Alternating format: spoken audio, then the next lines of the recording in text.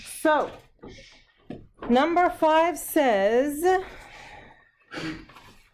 the figure above shows the graph of f prime, and it's the derivative of a twice differentiable function f on the interval -3 to 4. The graph of f prime has horizontal tangents at x equals -1, x equals 1, and x equals 3. So when I read a horizontal tangent, I just go and I put those little dashes there. The areas of the regions bounded by the x-axis and the graph of f prime on the interval -2 to 1 and 1, 4 are 9 and 12 respectively. So this is 9 and this is 12, that area. Okay? All right. Find all x coordinates at which f has a relative maximum. So now if we want relative maximum, this isn't absolute maximum, so it doesn't have to be the extreme value theorem. We have to do the sign chart basically, right? And how do we do the sign chart? First, you have to figure out where f prime is equal to 0. And that happens at x equals -2, 1, and 4. So now I do a number line, and I'm going from -3 to 4. And let's see, my critical points are -2, 1, and 4. And so, huh? F prime is 0. Oh, so now this is f prime. Okay. If you look on the graph, f prime is above the x-axis, so positive here, negative, positive, I'm sorry, negative, negative. So that's f prime, right? So that means f is increasing and decreasing, and then it continues to decrease here. Now, if I want a relative maximum, it has to be where f prime changes from positive to negative, right? So we say there is a relative max at x equals -2 because, or since, f prime changes from positive to negative.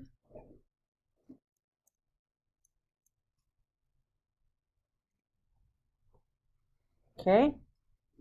Yeah. No. okay. Tomorrow there is no bonus. Right? There's a Purim service. Yeah, good. So after next Tuesday, we'll just have like a more. We haven't done that much anyway. All right. On what open intervals contained in -3 to 4 is the graph of f, both concave down and decreasing? So, concave down and decreasing. So, first of all, look, from -3 to 4. So, first and foremost, we know that f prime of x is negative on -2 to 4, right? Therefore, f of x is decreasing on -2 to 4.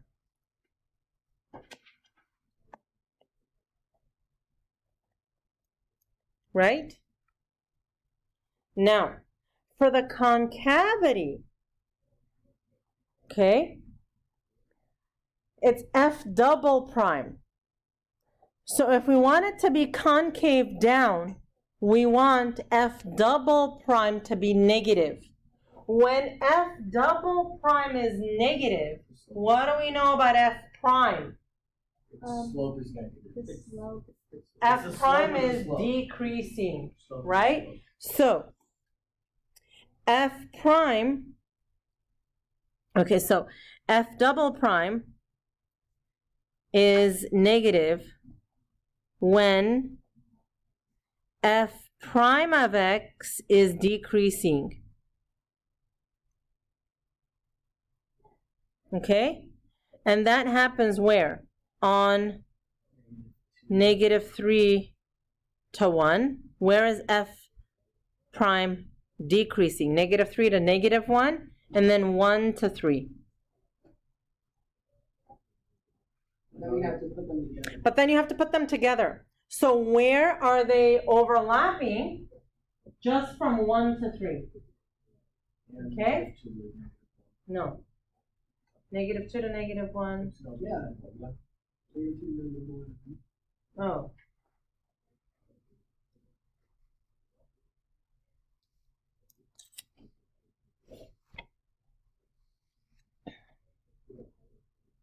Yeah. So we say f prime of x, I'm sorry, not f prime, f of x. Is that what it's asking? Yeah, f of x is concave down and decreasing on -2 to -1 and 1 to 3.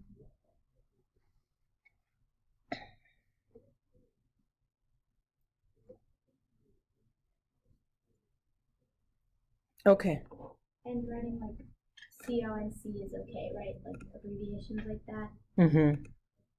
No, No. not CO.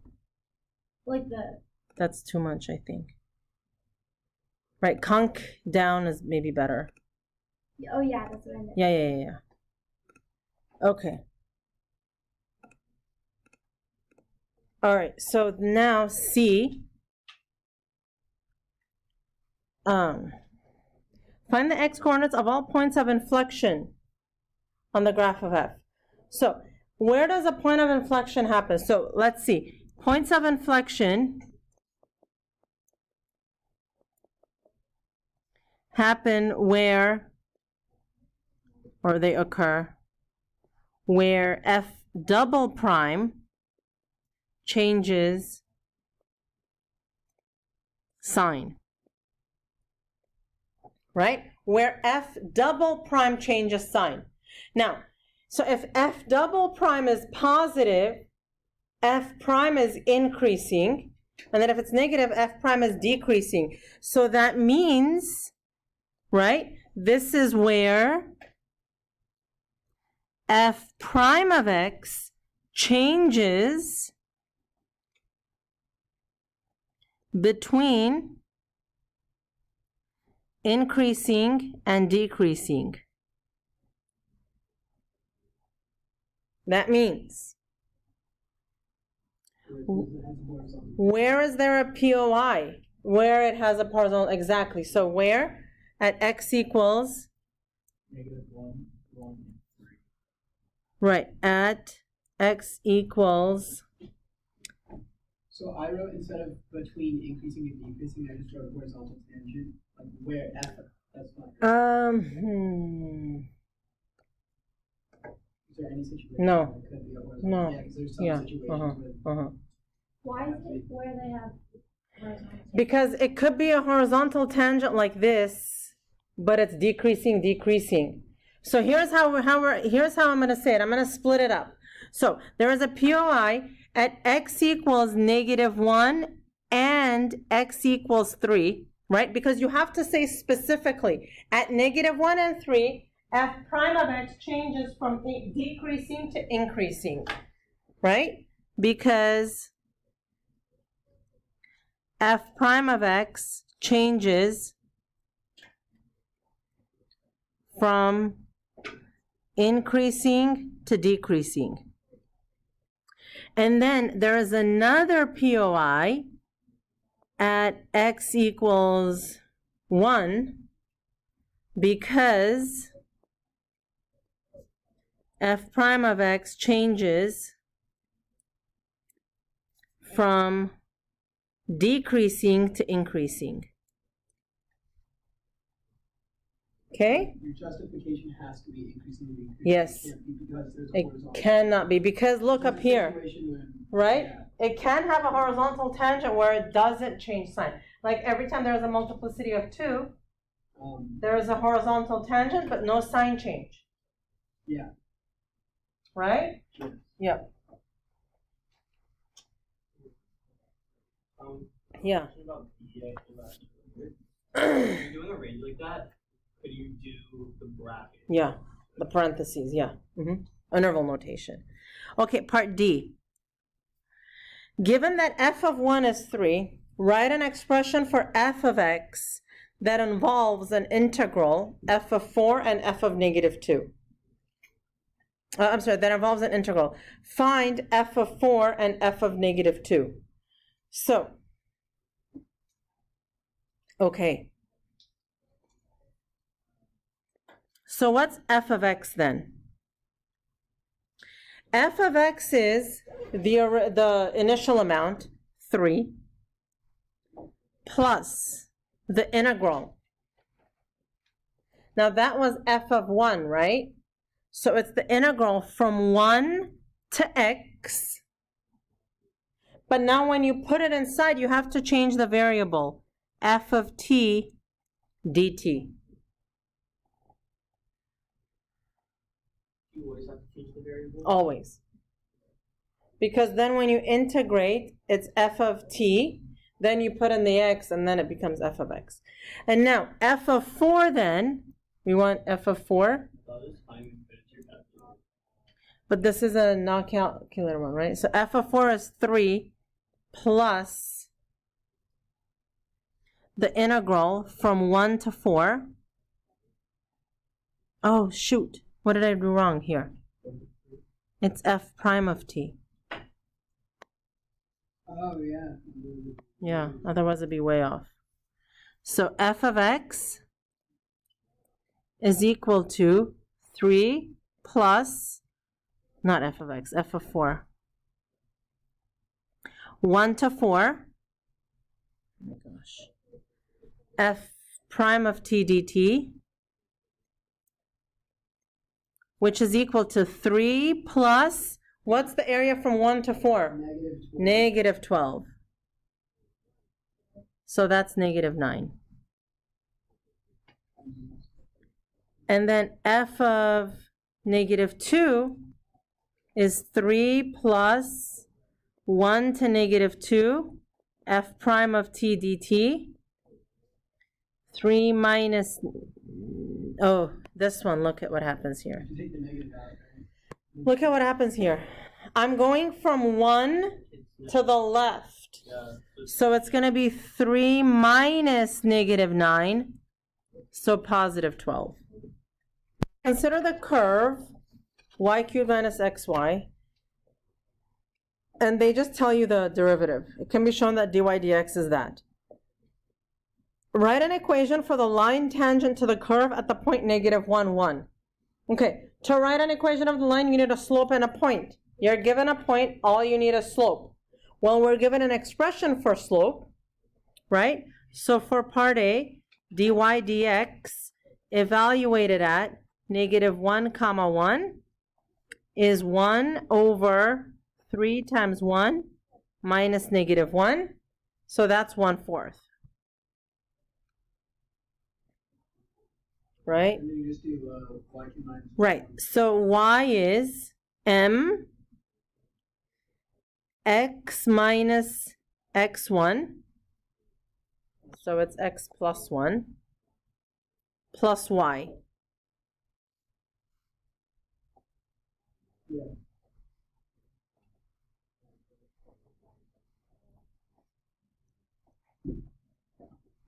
So b, what's b want?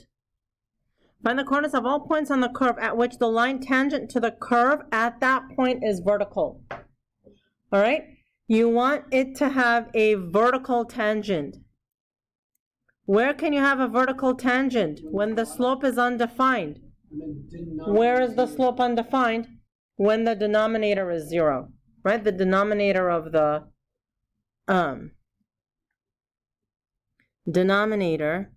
of dy dx should be 0.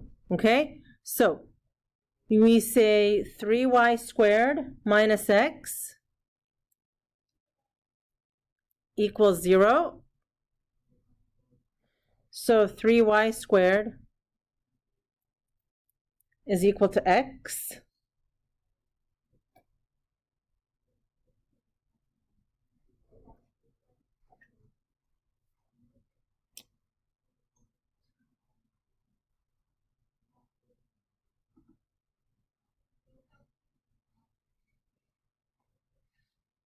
Just a sec.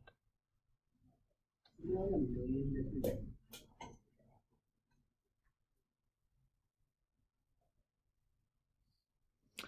Okay.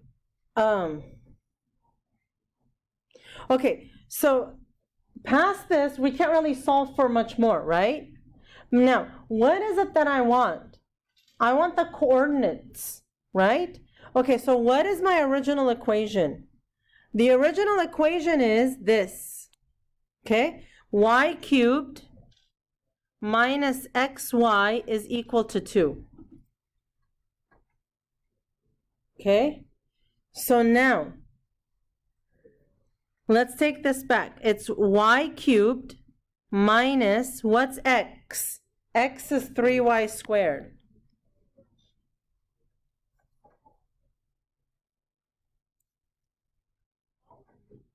Times y is equal to 2. Now I have an expression just for y. So y cubed minus 3y cubed is equal to 2. That means negative 2y cubed is equal to 2. Y cubed is negative 1, so y is negative 1. Okay? So this happens when y is negative 1. Okay, so when y is negative 1, how much is x? Well, let's plug it back into the equation. Negative 1 cubed minus x times negative 1 is equal to 2. Solving, solving, solving. X is equal to 3. So the coordinate is 3 comma negative 1. Right? So we recognize that vertical tangent happens when the denominator of the slope is 0. We solve that, get an expression, but it's not the expression, it's the coordinate that I want. So eventually I need to plug it back into the equation.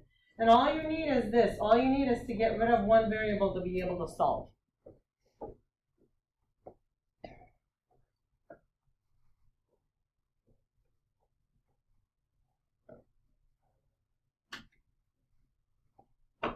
Okay, so C. Evaluate d squared y dx squared at negative 1 and 1. All right. So here we want d dx of the derivative, which is y over 3y squared minus x. Right? Quotient rule. So low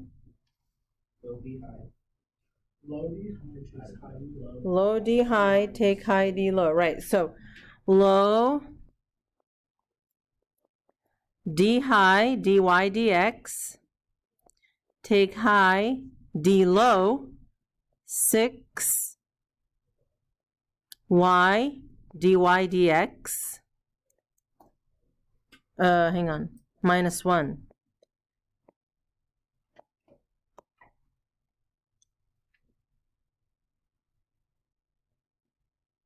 Okay? And then square the bottom. You guys remember? Yeah. Okay, but where are we evaluating this? At the point negative 1 and 1. But oh my God, they already asked us to evaluate dy dx at negative 1 and 1, right?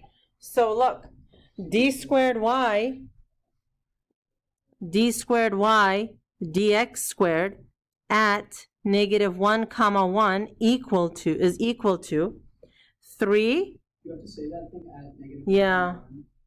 3 times 1 minus 1, no, plus 1, times what's dy dx at negative 1 and 1? 1/4, because I did it in part A. Right? You guys with me? Minus y times 6y dy dx, that's another 1/4 minus 1, over 3 times 1 plus 1 squared. And this was kind of fun. Look at how nicely it works out. So here I have 4 times 1/4. Oh my God, that's a 1. Minus 6 times a 4th is how much?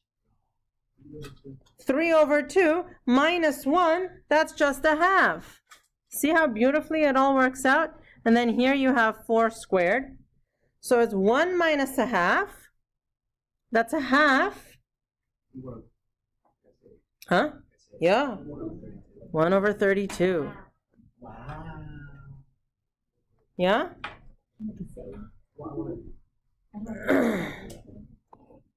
When you're differentiating. All right, so 2014, number 1, grass clippings are placed in a bin where they decompose. From 0 to 30, the amount of grass clippings remaining in the bin is modeled by A of t, where A of t is measured in pounds and t is measured in days. So first, we need to find the average rate of change over the interval. So listen to how we're going to do this. Let's all plug this in. So first I'm going to put this in here. So 6.687 times 0.931 to the power of x. And we're going to graph it. But now I need to change my windows, right? So I'm going to go to menu, window settings, and I'm going to go from 0 to 30. I'm going to do 35. Tab. Okay, so y min, right? That's the amount. 0. Right? There's not going to be less than 0. So let's start from 0. And let's go to, it looks like it's a long time here. So let's go to 50 for now, see how it looks. Oh, no, wait, this is, they're decomposing. All right, well, it's okay. This is not I think I'm going to do 20 instead. Okay. All right. Okay. So,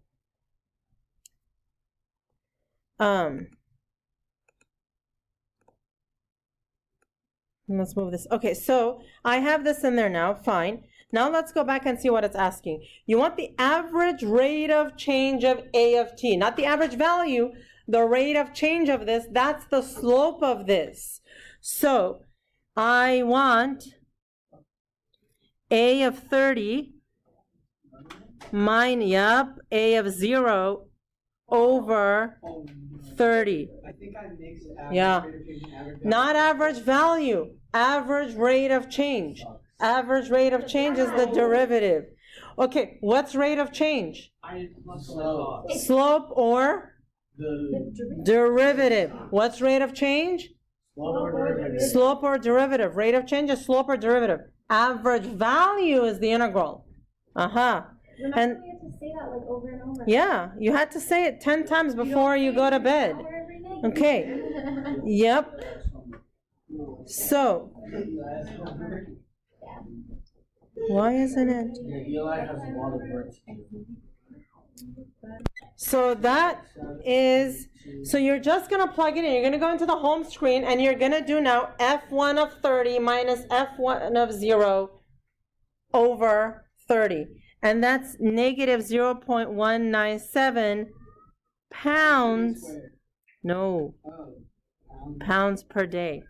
Because A is measured in pounds. T is measured in days. What I have here is pounds and days. So that's all it is. It's pounds per day. Part B says, find the value of A prime of 15. A prime of 15, you put it in your calculator as numerical derivative. All right? And that is negative 0.164. Now, this is A prime. It's the derivative. Derivative means slope or average rate of change. So A and B are essentially the same concept. So the same unit for A applies to the same to B. All right? So it's pounds per day. You can do LB. I don't know why I'm not doing that. Now, using correct units, interpret the meaning of the value, okay, in the context of this problem. So what is this? It's the slope The of, rate at which grass Uh-huh. things decompose. Oh wait, no, it's Okay, on the 15th. it's on the 15th. okay, so when T equals 15, right? Days. I don't like this. Okay. Okay, so what is this? The amount of grass clippings in the bin is decreasing at a rate of, right? So that's what it is. The amount of grass clippings in the bin is decreasing at a rate of what? Negative. Not negative. Because you said decreasing, now you say 0.164 pounds per day. So you say increasing at a negative. You can say, yeah, or it's changing at a rate of blah, blah, blah, blah, blah. Okay? C. Sounds like that mixed in. Not math. So rabbi was Okay, you know what? I'm actually going to stop here for today because then we're going to